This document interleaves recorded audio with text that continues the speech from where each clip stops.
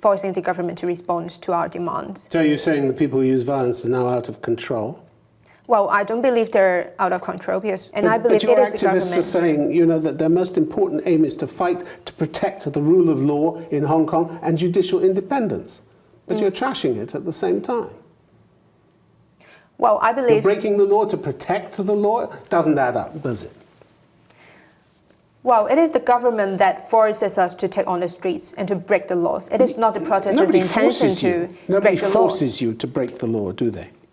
The government forces us to do so, I believe. That's your interpretation. 大家好，今天聊一个极具争议的问题，一个打着民主和法治旗号的运动，如果自己却不断违法、纵容暴力，它究竟还能不能站得住脚？2019年的香港，街头抗议持续升级，示威者与警方的冲突不断加剧，原本的政治诉求逐渐演变成一场关于暴力、法治与香港未来的激烈对撞。本场访谈中，香港民主派活动人士邵岚与德国主持人围绕香港示威运动、暴力与法治、司法独立、政府谈判以及香港未来展开了一场针锋相对的交锋。长期以来，香港示威者一直强调，他们走上街头是为了维护香港的自由、民主和法治，但主持人却连续抛出一个又一个尖锐问题。如果示威者投掷汽油弹、袭击警察、破坏商铺，这究竟是在自我保护，还是已经变成了失控的暴力？如果一边声称维护法治，一边又明知违法仍然上街，这种逻辑真的能够自洽吗？当民主和法治与街头暴力发生冲突时，究竟应该坚守哪一条底线？这场运动最终是在争取更大的自由，还是正在亲手毁掉自己所声称要保护的东西？接下来我们一起看看这场充满火药味的正面交锋。Joey Sue, welcome to Conflict Zone. My pleasure. If it's wrong for the Hong Kong police to use violence, why is it right for the demonstrators to use it?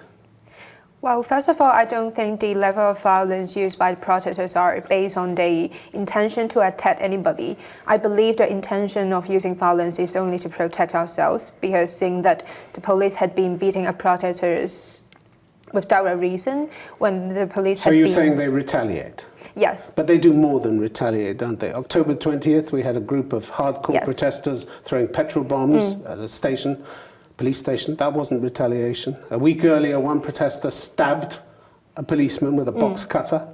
We had a homemade bomb which went off on the roadside, which by the grace of God didn't hurt anybody or kill anybody. It's that kind of violence I'm talking about. Well, what's the justification? Well, I believe the justification is because when protesters realize that peaceful demonstrations and marches are no longer useful in calling the government to respond to their demands, I believe that is the reason why they're trying to use violence to express their anger, express their furious against the police force. But this is random violence, what we're talking about, random violence. Yes, and I agree that in all means we should try to use peaceful means to cover the response for the government. And I believe the usage of violence would not be the resolution of forcing the government to respond to our demands. So you're saying the people who use violence are now out of control? Well, I don't believe they're out of control because...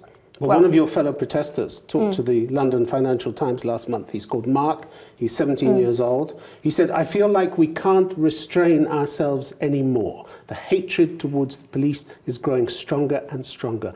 Can't restrain ourselves. That sounds very much like someone and a movement which is getting out of control. I believe that it's only some individual cases. I believe on a common ground that most of the protesters are still doing things based on a reason. For example, like they vandalize MTR stations, they vandalize those restaurants or other shops that are related to Chinese-funded companies because we'll come on to that a bit later. I want to talk to you about the measures you use. But some of your leading figures are worried by the violence, aren't they? Johnson Young, who was an organizer of the 2014 Umbrella Movement, he said every stakeholder should take action immediately if we don't want the violence to escalate to a point where there's no turning back. But why don't you stand up and say, enough with the violence?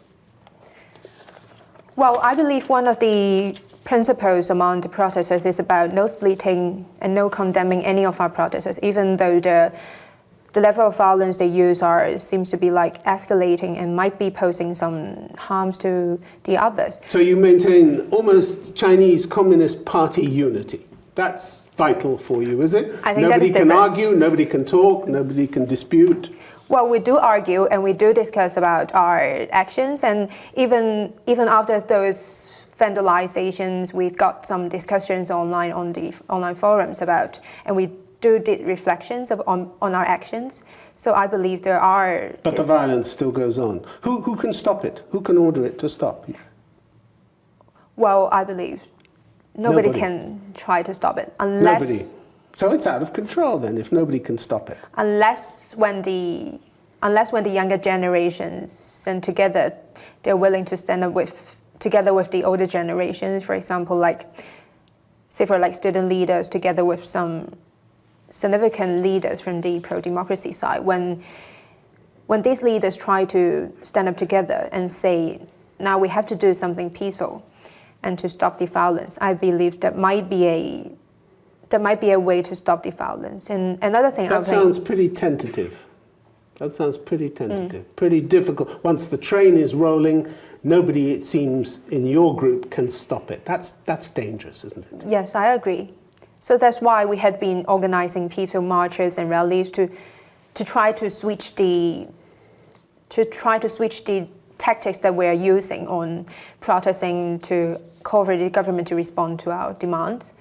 And I believe everybody in the society had been working very hard. For example, we are organizing general strikes. We had been organizing class boycotting campaigns because we would like to try to explore other peaceful means so that we do not have to use violence. If in the meantime you should, God forbid, kill anybody, an innocent passerby or a policeman, your movement's finished then, isn't it? Your international support will evaporate overnight. Yes, I agree. And you're prepared to take that risk? And you won't come out in public and say, we need to stop this. The British government last week has slammed what it called a hardcore minority, said the violence was unacceptable. Mm-hmm. This is the sound of your international support wavering and leaving you, isn't it? Yes, well, I believe the escalation of violence and those violence scenes would definitely be very concerning to the international society when all the free world countries are advocating using peaceful means to bring the situation to a result. But they're telling you you've gone too far already. Doesn't that matter? Well, of course that matters, but I think the most important thing is about how can we hold our government accountable and how can we bring them to respond to our demands. What about the judiciary? You've had criticism from judicial institutions in Hong Kong, pretty heavy criticism. These are the bodies that enjoy considerable respect around the world for their impartiality. Again, if you're losing them, this is a really bad sign for you. The Law Society, for instance, said all forms of unlawful violence, particularly against the police, the use of petrol bombs against the police, as well as the apparent attacks on the families of police officers and bullying of their children at school. You approve of those methods? Bullying the children of police officers at school? Well, I don't agree with those methods, but still we stick to a principle of no splitting. So you don't agree with the violence and you don't agree with the bullying of the children. Doesn't sound as though there's much you agree with, but you'll stay silent anyway. No, we had been advocating using peaceful means, for example, peaceful rallies, marches to express our concerns and demands. But the point is that we do not publicly condemn those actions, but still we try to use our peaceful means, to use our own peaceful means to try to switch the tactics. And yet others are using intimidation, mafia-style intimidation. We have a report of one teenage daughter of an officer being harassed by an adult while she was playing sport. They said to her, what your father is doing is disgusting. Since when are children responsible for the actions of their parents? Well, first of all, I don't think any family members of those police officers should be responsible for their own disgusting actions. But you're making them responsible. Some of your people are making them responsible, are bullying them, harassing them.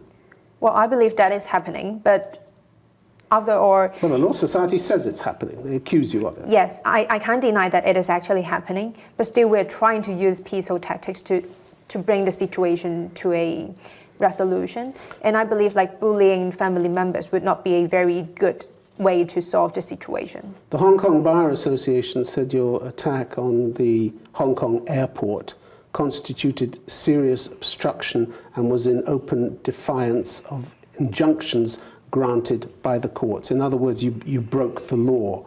Do you want to live in a state governed by the rule of law or only the laws that you like? Of course, I would like to live in a state of rule of law. However, we can see that it is very obvious that the situation of rule of law in Hong Kong is being broken, not by the protesters, but by the government itself first. And I believe that's why protesters are marching on the street, are taking onto the streets, even though they know that it will break the law. And I believe but your it is the government. activists are saying, you know, that their most important aim is to fight to protect the rule of law in Hong Kong and judicial independence. But you're trashing it at the same time. Well, I believe... You're breaking the law to protect the law? Doesn't add up, does it? Well, it is the government that forces us to take on the streets and to break the laws. It is not the protesters' intention to break the law. Nobody forces you to break the law, do they? The government forces us to do so, I believe. That's your interpretation. But here are these judicial institutions warning you that criminal contempt, as they put it, impedes the administration of justice and, if unchecked, will inflict grave and irreparable damage to the rule of law in Hong Kong. Grave and irreparable damage. That's what they think you're doing to Hong Kong. Doesn't that matter? Well, of course that matters, but as I have mentioned, what matters the most is about whether we can actually bring a change to our political structure and our government structure. And that would be the common goal and would be the most important goal for us to achieve for this, at this moment.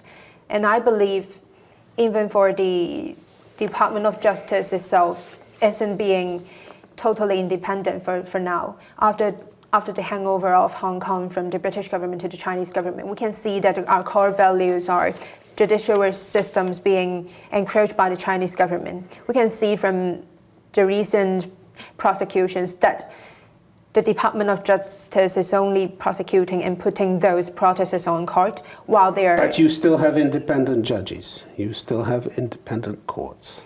Well, in terms of system, they are independent. However, we can see that they're actually being very heavily influenced by the Chinese government, that they're sidestepping these cases of, for example, like the 21st July Yuen Long cases. They're not prosecuting, they're not taking any of the trials to the court, while they had been politically prosecuting so many of the protesters, sending them to the court. Those are prosecution decisions. Joey Sue, if you ever sat down with the government and held a dialogue, who would hold the talks for your side? Who could authorize compromises that are essential in any kind of political dialogue? Who in your movement could actually sit down and authorize compromises? I believe nobody could represent our movement because, as you know, it is a leaderless... So nobody will sit down with you? You're not opening doors, you're closing doors, one after the other, we are opening aren't doors. you? You just said nobody could authorize compromises. Nobody can sit down for you, represent you. Well, back in Who's the government supposed to talk to? Well, back in June, the Chief Executive Carrie Lam has tried to approach to several student unions in Hong Kong, and we had rejected her offer because she requested a private meeting with only some of the student unions in Hong Kong, which is not even representing all the students in Hong Kong. It would be a start, wouldn't it? It would have been a start. It won't be a start, it would only be an end to our movement, because back in 2014, we see that Carrie Lam tried to talk to some of the student leaders, some of the leaders of the Umbrella Revolution. However, what we got after the dialogue was the crackdown of our movement, and then Carrie Lam did not fulfill any of her promises in the dialogue. And we feel like, especially in this leaderless movement, it is very important for us to have a public dialogue with as many stakeholders in the society as possible. At least we cannot only have the student activists talking to Carrie Lam. Okay, we have to include other stakeholders. You've put forward 5 principal demands of the Hong Kong government. You and your fellow activists have argued that the government has only addressed one of them, which was the extradition bill, which they withdrew. But in fact, according to Albert Chen, Professor of Law at the University of Hong Kong, the government responded to all of your demands, just not in the way that you wanted. You wanted an independent investigation into police handling of the riots. You didn't get that. But you didn't get nothing either. The Independent Police Complaints Council appointed 5 overseas experts from Britain, Canada, Australia, and New Zealand. You didn't get everything, but they did respond, didn't they? Well, I believe what are we calling for is not only an official demand for official response from Carrie Lam. What we are asking for is about the concrete actions by the Hong Kong government. We are asking them to respond to our demands by taking actual actions. For example, no, they talking did. about... I mean, they invited these experts from Britain, Canada, Australia, and New Zealand. Well, I believe that is not what we are asking for. No, it's not exactly what you wanted, but it's something. We are asking for an independent commission of inquiry to investigate into police brutality. However, for the independent police commission, it is formed by mostly pro-establishment camp supporters. How can we trust them? How nobody can hold it accountable? You can't trust the overseas experts from Britain, Canada, They are only Australia, advisory New Zealand. committees. They are not the one who make decisions to handle the complaints. You also want all charges dropped against protesters who've been arrested. And they've turned that down. But how could they do anything else? If you're found to have broken the law, you should be punished the same way as the police are, shouldn't you? So why are you above the law? So why aren't they punishing the police? They have in the past. Police have been hauled into court and punished. We cannot even identify the police because they are not showing their warrants, because they are not showing the numbers. When we cannot hold the police accountable, when nobody can actually punish the police, how come the Hong Kong government could be charging our protesters with rioting, even though they're only participating in some peaceful marches? That is not reasonable. So but you don't consider yourselves equal before the law with everybody else, do you? We are equal before the law. So why should you get an amnesty? Why? If you've broken the law, and the Hong Kong Bar Association, the Hong Kong Law Society seem to indicate that you have broken the law, shouldn't you be punished for breaking that law? Well, I believe asking for an amnesty would be the best solution, would be the best resolution to resolve the current situation. I thought you wanted to uphold the rule of law in Hong Kong. Yes, we want. Yes, we want. But at the same time, then you want an amnesty. You want to escape punishment for breaking the law.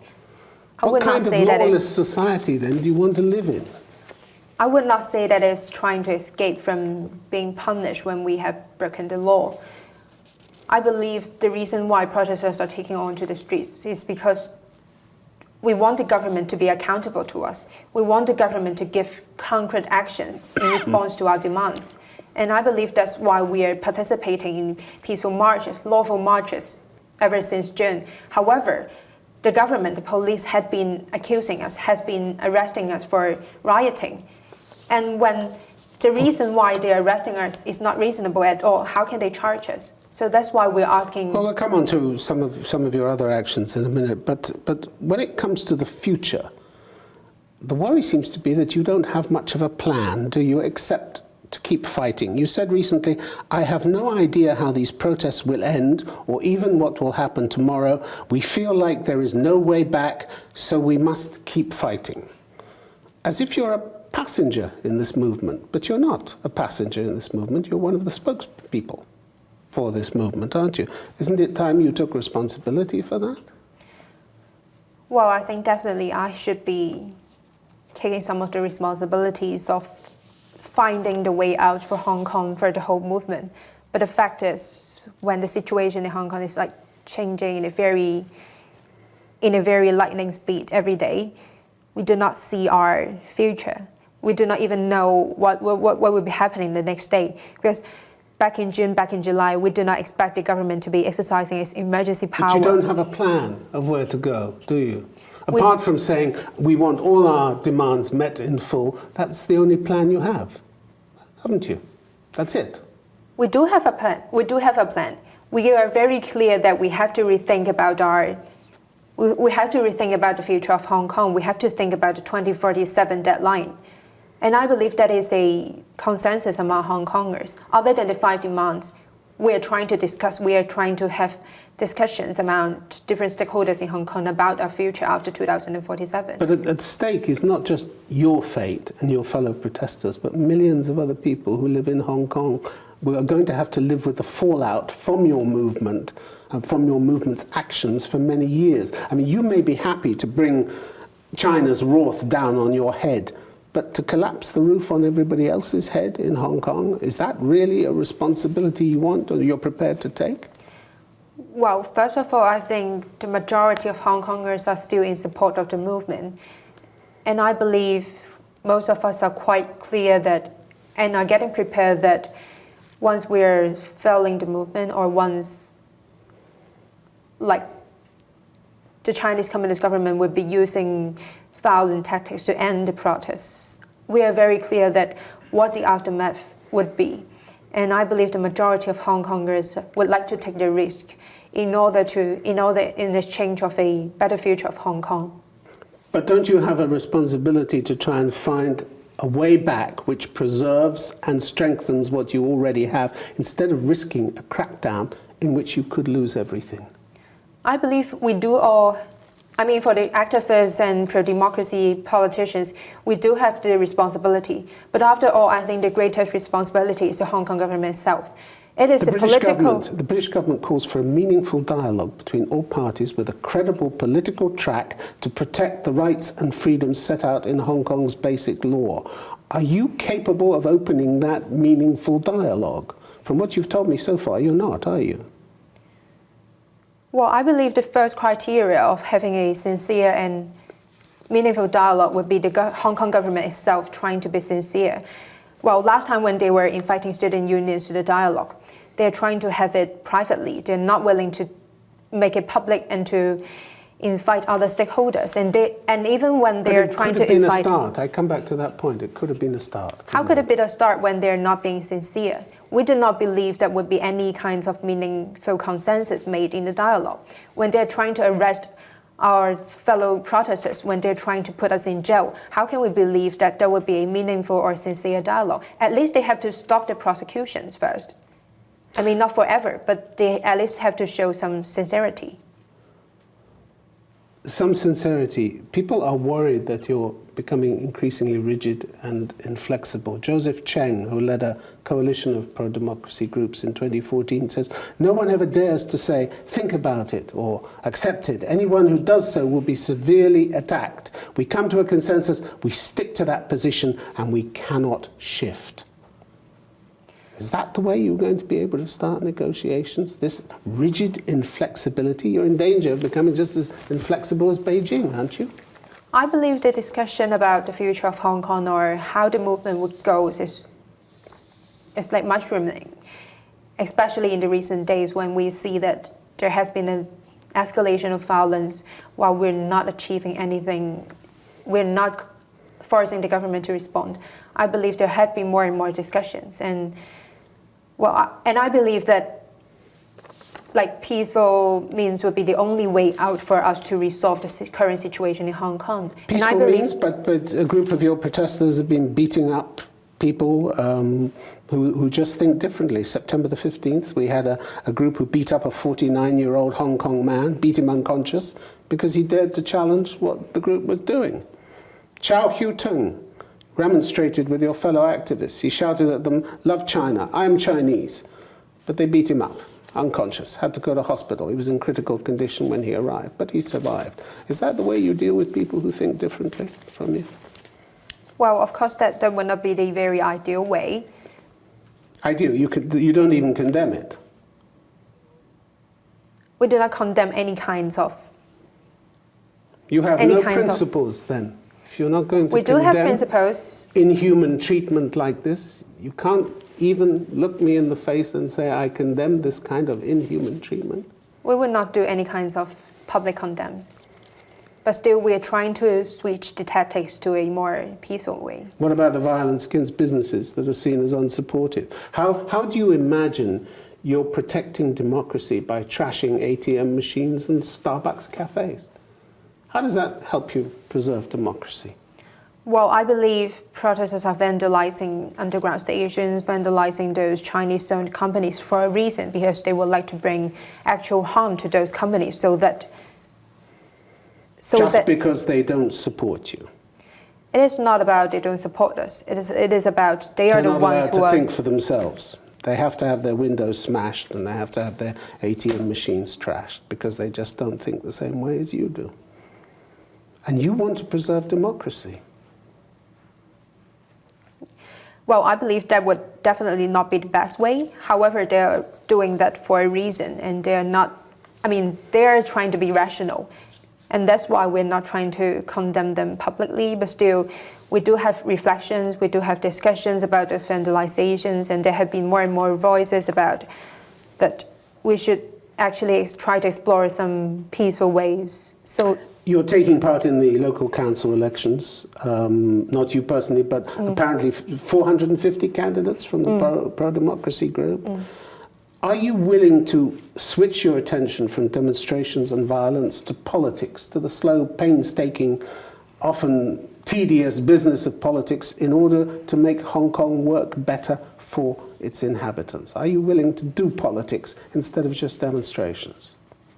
Well, I believe the two things have to go parallel, because one side about politics, when we've got pro-democracy activists trying to get into the institutions, we're trying to change the government structure by a democratic way, by elections. And at the same time, we have to continue our protests so that we can put pressure on the Hong Kong government itself.